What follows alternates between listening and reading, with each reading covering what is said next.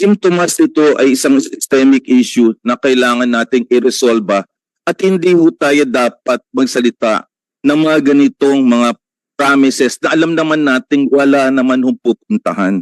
Ang kailangan natin ay solusyon. I was expecting a better presentation of the PhilHealth President. Ang daming na hospital na mahal ang gastos. Ang life savings ninyo pag kayo nagretiro ay wala. At nakita ko muli after bumalik ako kahapon sa PGH, wala bagong na bago. Samantalang ang Philippine General Hospital, gumagraduate ang pinakamatalinong doktor, tumitingin sa pinakamahirap. Pero wala tayong ginagawa para doon. Kalahating kilometro lang siya sa palasyo. Pupunta ka sa Department of Health, makikita po, nanlilimahid ang mga pasyente. Jose Reyes and Lazaro. So how do we expect the countryside to be better when the hospitals around Malacanang or even the National Capital Region ay naghihirap tayo? That is a huge elephant in the room syndrome. We call for the following. For the 110 million Filipinos na nakikinig ngayon, for the 100,000 doctors na nakikinig ngayon. Una, the immediate return and prevention of the transfer of the 90 billion. Pera ng lahat ng stakeholders yan. Pera lahat natin yan. Hindi para sa tulay, hindi para sa kalsada, hindi para sa gusali. Bawal yan. At sabi ng mga may alam sa batas yan ay form of technical malversation. Ang aking ama ay dating regional trial court judge. Mali yan.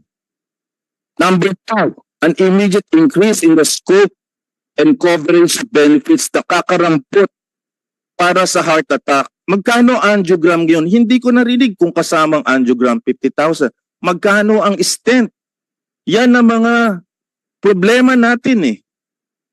Cancer, namatay ang nanay ko sa cancer. Stroke, na-confine ng sister-in-law ko, 800,000 ang bill.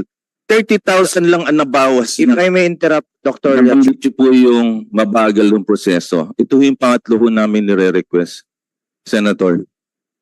Remove the bureaucratic burden for claim processing whose cause return to hospital or rejected claims.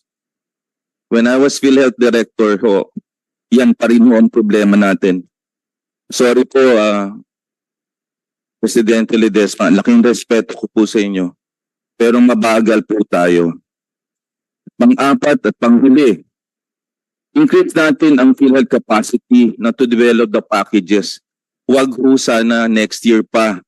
Pwede ho nating tawagin ang mga espesyalista ng HPAC, ng Philippine College of Physicians, ng PMA, actuarial analyst, ang dami pong gustong tumulong para ho maumpisahan ho natin ho ito.